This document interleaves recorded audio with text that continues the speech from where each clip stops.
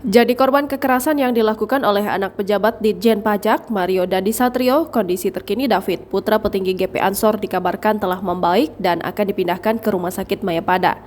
Hal tersebut dikabarkan oleh akun Twitter perwakilan keluarga David, Rustam Hatala, dilansir akun Twitter @taufik pada Kamis 23 Februari 2023.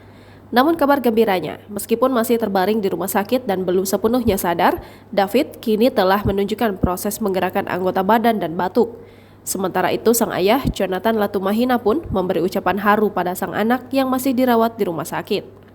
Ia menganggap sang anak masih utuh dan tak berkurang meskipun nantinya David divonis ada kekurangan setelah sembuh nanti.